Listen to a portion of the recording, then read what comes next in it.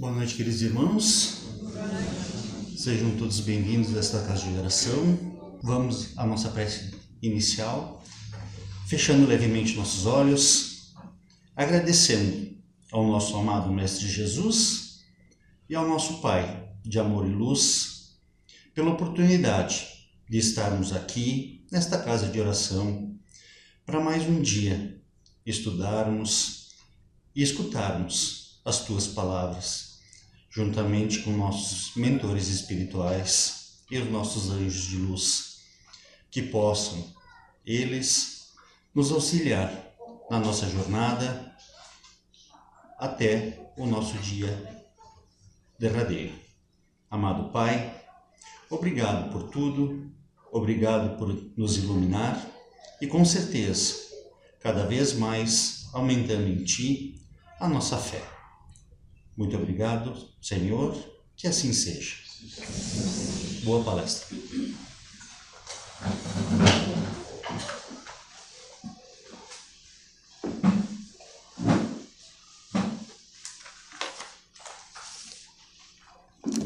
Boa noite, irmãs, irmãos. Saudamos a todos que nos fazem companhia nessa noite. É um privilégio estar convosco. Saudamos aqueles que nos assistem através das redes sociais. Estejamos todos em paz e que possamos juntos aproveitar bem os ensinamentos que a doutrina nos traz essa noite. E o ensinamento pelo qual nós vamos nos debruçar e aguçar um pouco a nossa curiosidade e também refletir um pouco, né? Pois que a doutrina do Mestre nos solicita isso, reflexão. Então, o tema é o Consolador Prometido. E para ilustrar, nós vamos usar o texto que foi extraído, né, das Escrituras, que reflete aproximadamente aquilo que Jesus colocou aos seus discípulos quando, em sua última instrução, no horto de Jerusalém, momentos antes de ser capturado pelos soldados romanos.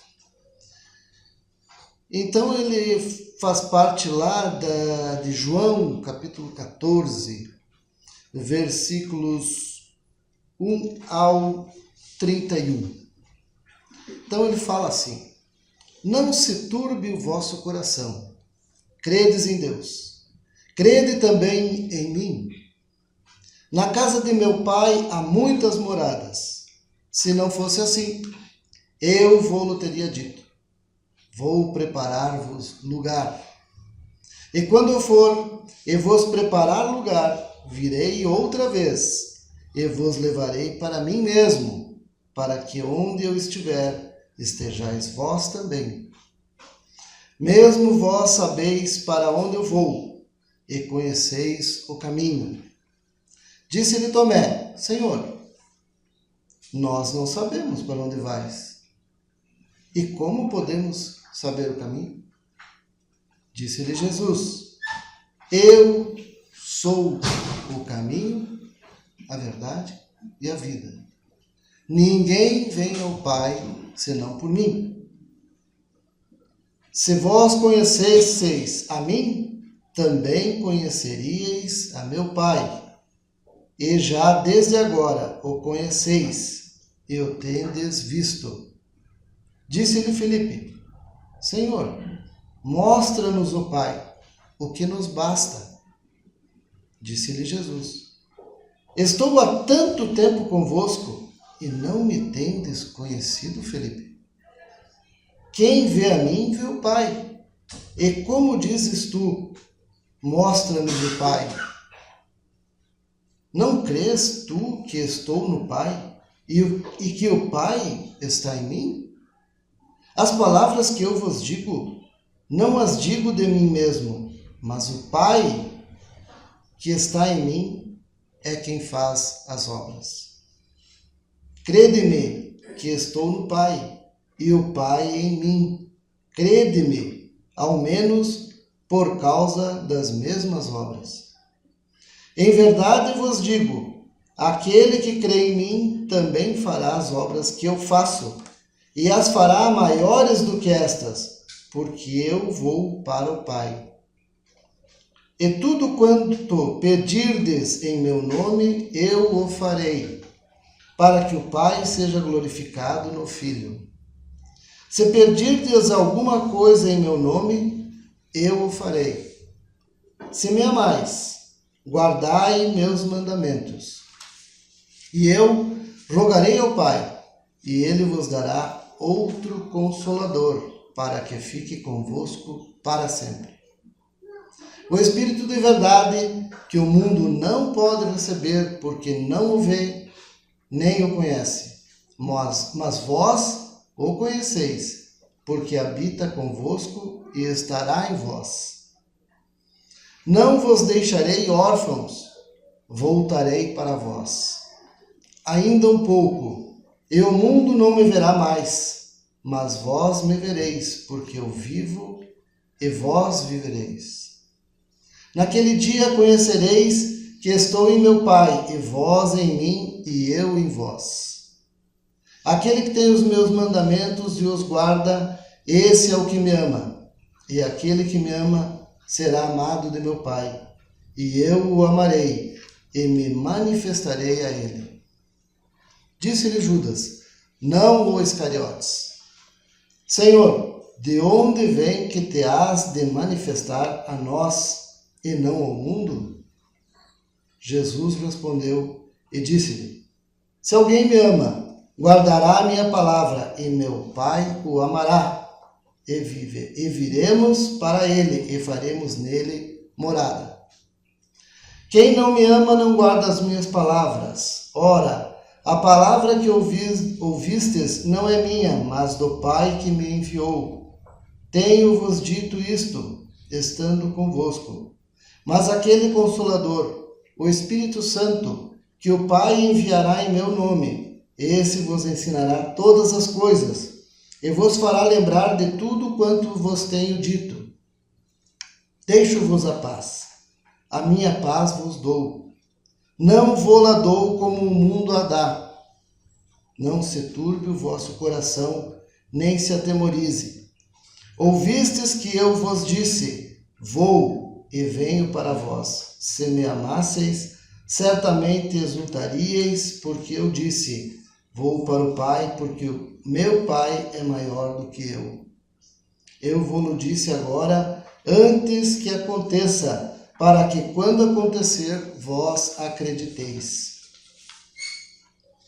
Já não falarei muito convosco, porque se aproxima o príncipe deste mundo, e nada tem em mim. Mas é para que o mundo saiba que eu amo o Pai, e que faço como o Pai me mandou. Levantai-vos, vamo-nos daqui.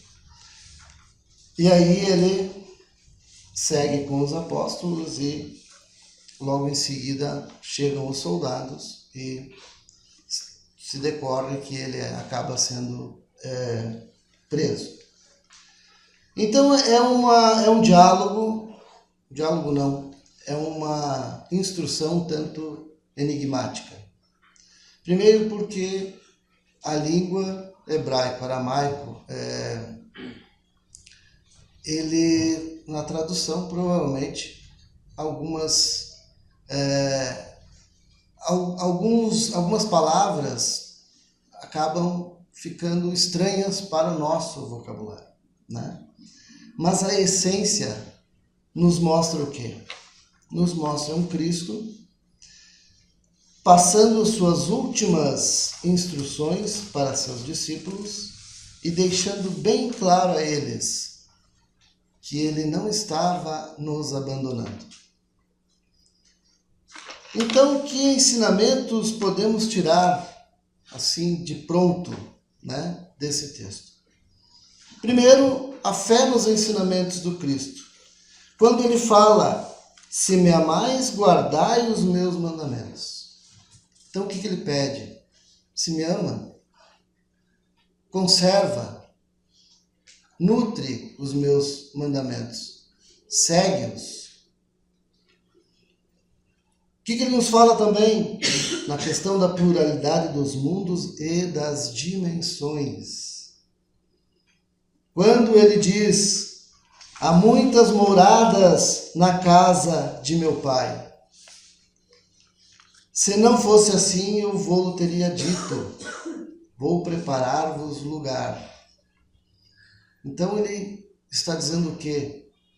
Que esse mundo não é o único.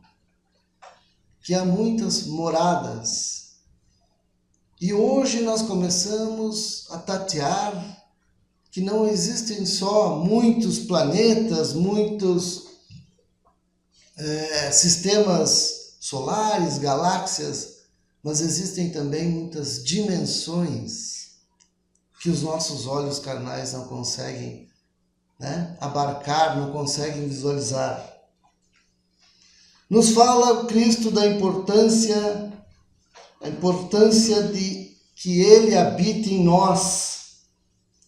Quando Ele diz, ainda um pouco, e o mundo não me verá mais, mas vós me vereis, porque eu vivo e vós vivereis.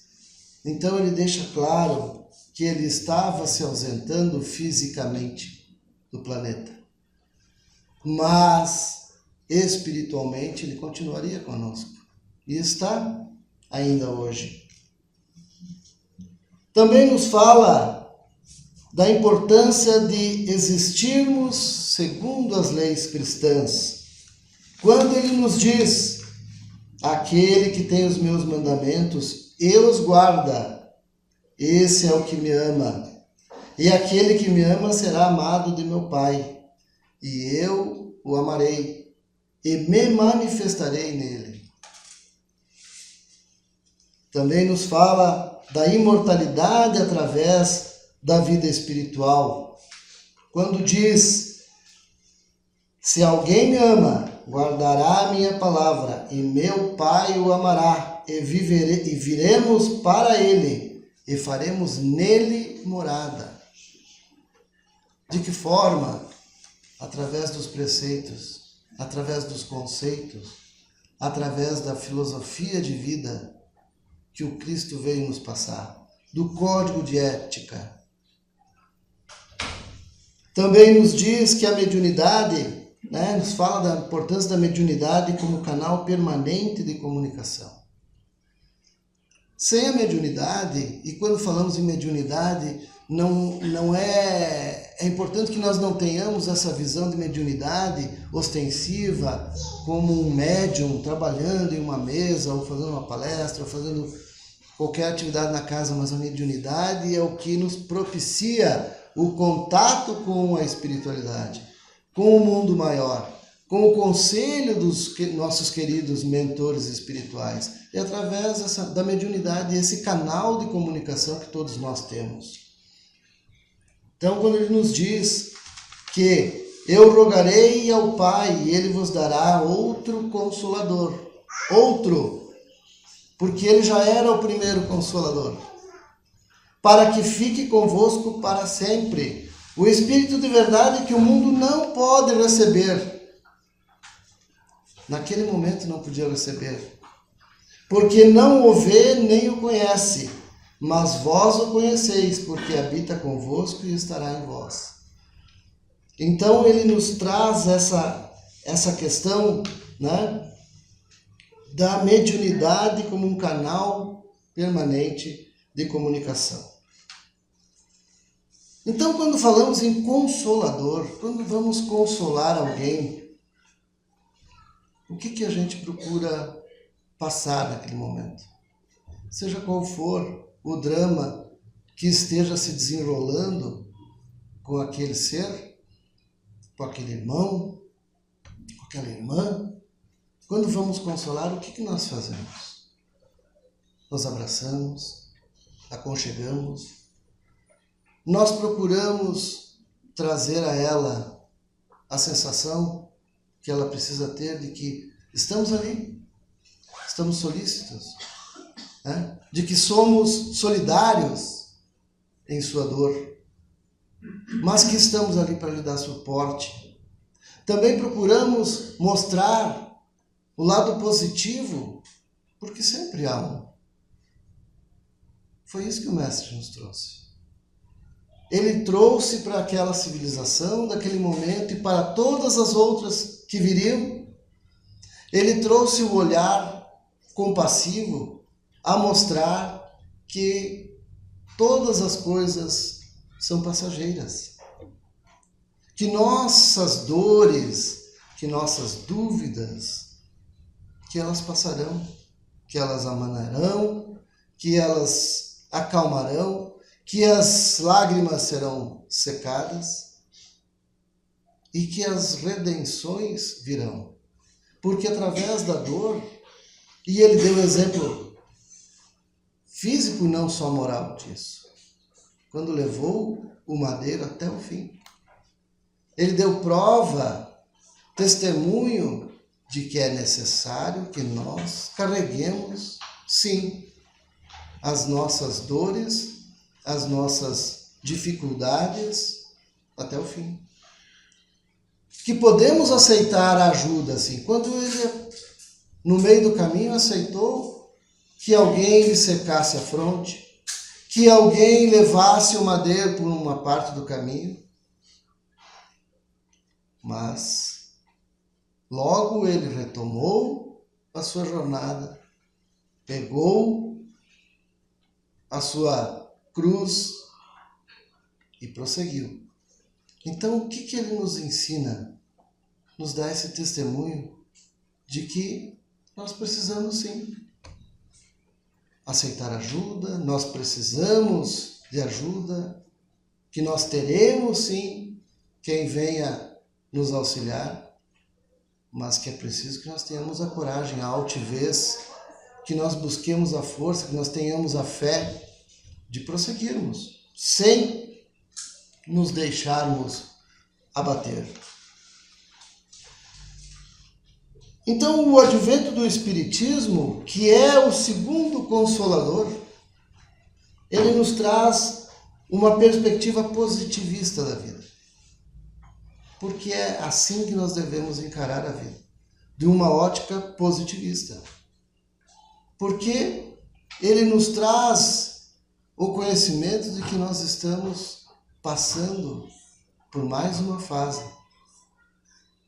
Ora, que consolo nós encontraríamos se olhássemos para todo esse cenário, olhássemos para a nossa vida, para as nossas dificuldades, para as pessoas que amamos, e víssemos nisso tudo apenas uma única oportunidade de dar certo ou não, de acertar ou não, de crescermos ou não. E tudo se findará ao fechar dos olhos. Será que conseguimos nos consolar diante de uma realidade dessa? Então aí está um dos motivos do Consolador, de nos mostrar que isso é apenas mais uma estadia, mais um estágio de nossa existência. E será que o Consolador está tendo sucesso nos dias atuais? A cada 4 segundos uma pessoa atenta contra a própria vida. 4 segundos. A média de idade das pessoas que cometiam este deslize gravíssimo, até bem pouco tempo atrás eu estava na casa dos 25 anos. Hoje está na casa dos pré-adolescentes. São números assustadores que não encontramos facilmente, porque não são divulgados. Mas eles devem nos trazer um alerta muito sério. O Brasil, tido como um dos países mais alegres, é campeão no uso de psicotrópicos, de remédios para dormir. Então, algo de muito errado está acontecendo no seio de nossa sociedade.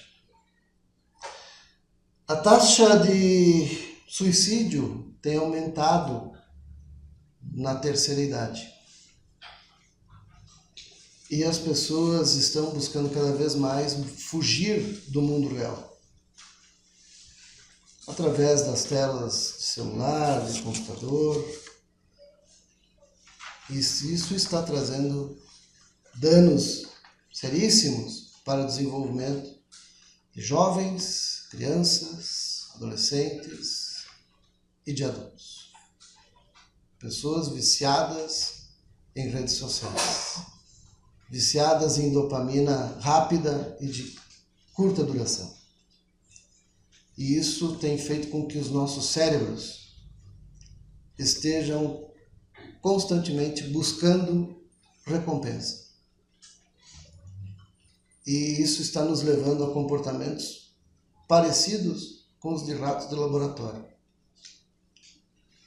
Começamos a atuar em muitas questões da vida de forma autônoma, esperando a recompensa. Por quê? Porque o nosso conhecimento do Consolador prometido está se perdendo. Preocupação dos pais de outrora, eu vejo aqui alguns na minha faixa de idade. Então nós vamos fazer um exercício de memória. Vamos pensar, vamos lembrar quais eram as preocupações dos nossos pais lá, década de 70, antes, um pouquinho depois, 80. Então vamos lá. Dar uma base religiosa era uma das preocupações, tanto que nascia, logo vamos batizar, né? Principalmente quem era católico, que é a religião ainda dominante. Aconteceu comigo, provavelmente com a maioria de vocês. Casa, mas não precisava ser palácio. Não lembro de meus pais, meus tios preocupados com palácios, com casas suntuosas. Não, casa, que não chovesse dentro, que oferecesse um mínimo de conforto. Saúde, plano de saúde não tinha, né? Era Inampes, lá no final da Pinheiro, quem lembra? Quem lembrou, está na casa dos 50, se denunciou. Eu não tenho vergonha de dizer. Comida, né? Mas eu não lembro da minha mãe pedindo assim, o que você quer comer hoje, meu filho? A mãe fazia com alguém de vocês assim? Vamos chamar um fast food? Nem tinha, né? Comida era aquela que era colocada na mesa. Ai, se reclamasse. Goste ou não, come. Roupa.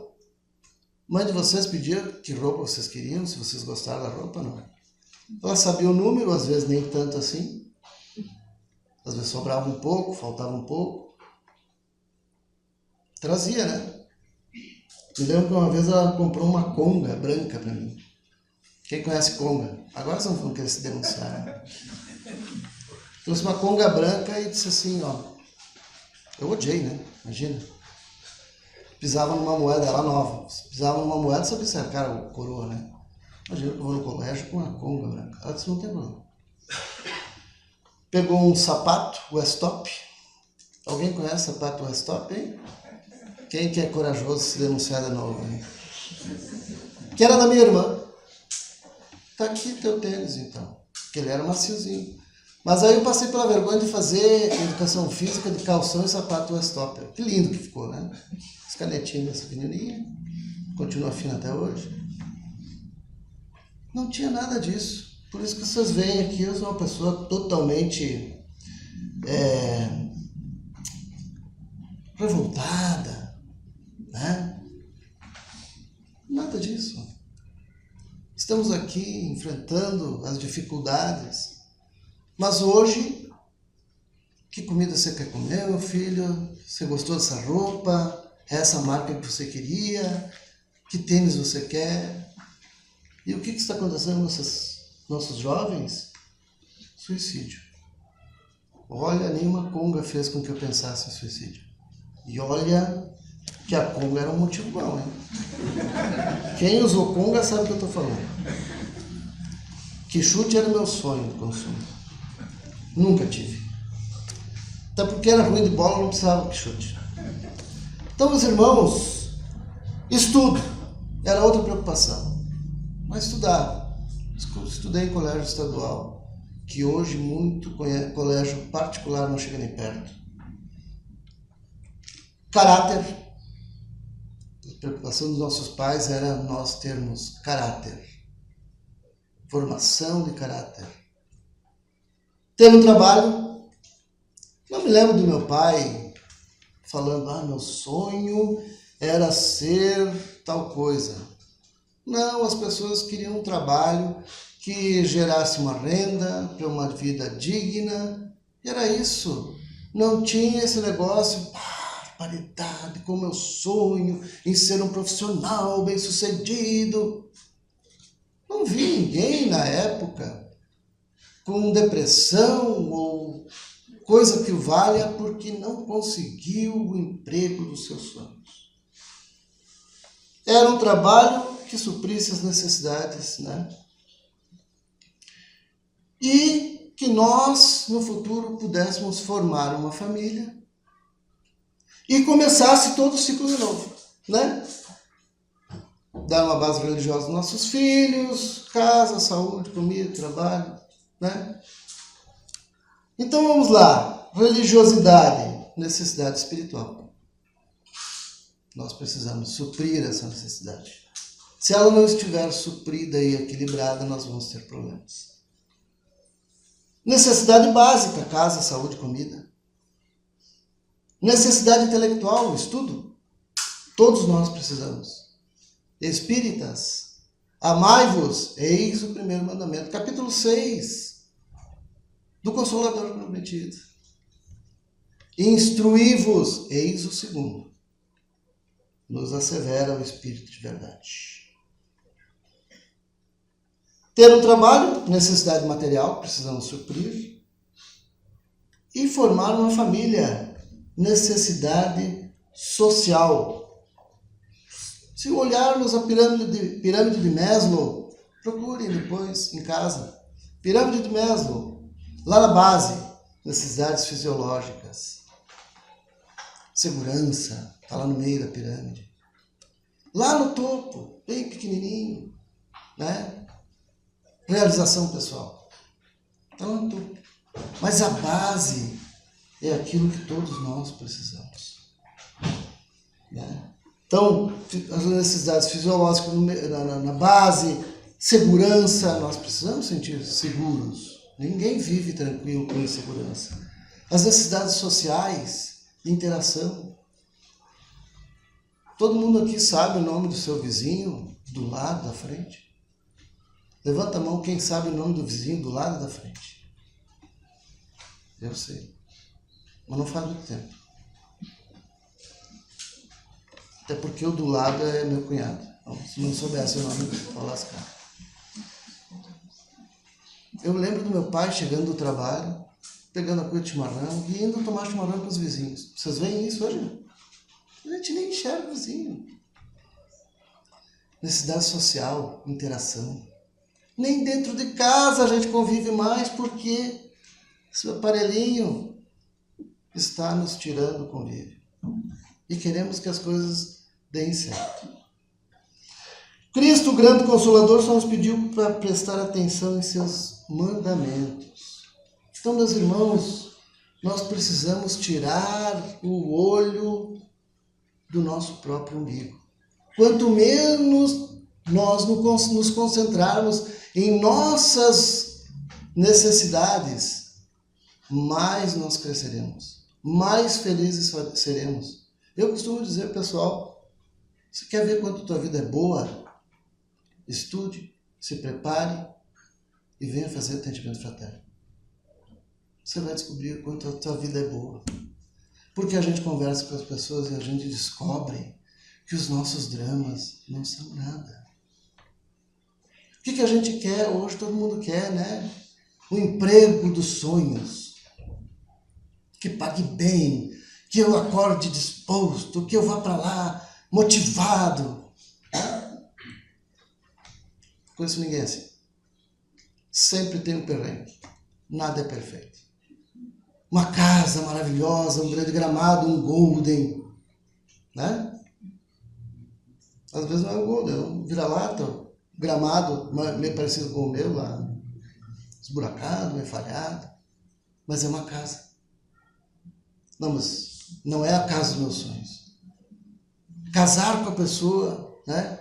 Bonita, inteligente, compreensiva, né? Parceira, bom caráter. Graças a Deus minha esposa se contentou só com um desses quesitos. Eu não vou dizer para vocês qual é, porque eu vou deixar a imaginação de vocês pensando qual seria. E ela está proibida de dizer. Até porque talvez ela não lembre de nenhum. Mas estamos juntos há 30 anos. E não somos perfeitos. E não existe essa pessoa. Não existe casamento perfeito. Não existe trabalho perfeito. Não existe casa perfeita. A gente passa à frente, olha uma mansão e diz assim, meu Deus, aqui vive uma família feliz. Não sabe os dramas que se desenrolam lá dentro. Mesmo com toda a riqueza, com toda a pompa, mesmo com todas as viagens, às vezes uma família que está em frangalhos. E aqueles lá talvez olhem e digam, uma casa simples, humilde, talvez invejem, porque estão passando por dramas que nós teríamos dificuldade de imaginar. Então, irmãos, o Consolador prometido vem nos concitar a tirarmos os olhos de nós mesmos, de olharmos os preceitos que o Cristo nos trouxe, de entendermos que Ele veio trazer uma obra, Ele veio fazer uma obra que deveria perdurar por todas as gerações. O nosso planeta, assim como tem uma atmosfera que interfere, ela interage com o meio ambiente de todo o planeta. Nosso planeta tem a psicosfera, que é formada pela junção dos pensamentos de todos nós habitantes do planeta. E se o planeta está passando por esse perrengue todo que nós estamos vendo, de guerras, de conflitos, de coisas maiores que podem advir disso, saibamos que nós todos temos a nossa parcela de contribuição. Porque os nossos pensamentos carregados, negativos, tristes, enfadonhos, de decepção ante a vida, de não conseguir enxergar diante de si os motivos de gratidão, esses nossos pensamentos estão contaminando a psicosfera do planeta. E assim como a atmosfera estando poluída, o ar fica prejudicado, a psicosfera estando poluída, toda a energia do planeta fica comprometida. E nós interagimos com essa energia, nós nos equilibramos com ela, nós nos sintonizamos com ela constantemente. Quando nós pensamos positivamente, quando nós nos alegramos, quando nós usamos de gratidão por aquilo que temos e não por aquilo que gostaríamos de ter, quando nós agimos assim, nós conseguimos sintonizar vibrações mais altas. E aí a gente consegue perceber a presença do Cristo que nos acelerou. Eis que eu vou, mas deixarei o Consolador prometido, estarei entre vós até a consumação dos séculos. Nos consolemos com isso, nos alegremos com o Cristo e sejamos gratos ao Pai Criador, que nos mandou Ele, que nos permitiu tamanho ensinamento para a posteridade. E dessa forma, estaremos ajudando também os jovens que nos observam, ainda que não percebamos.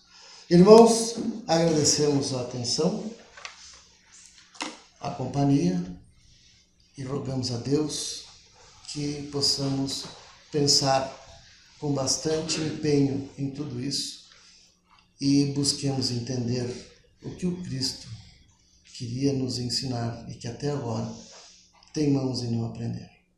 Façamos a nossa prece final, agradecendo a espiritualidade, agradecendo o Mestre Jesus, agradecendo essa oportunidade de aqui estarmos juntos, recebendo da espiritualidade as luzes benditas de seu amor, as vibrações maravilhosas de sua bondade. Senhor, nós te agradecemos por este momento de encontro, de vivência. Que levemos conosco não somente esses ensinamentos, mas acima de tudo, o teu amor em nossos corações e que ele seja abundante de forma a compartilharmos nos caminhos e com as pessoas por quem cruzarmos. Siga conosco, esteja em nós e nós em vós. Que assim seja.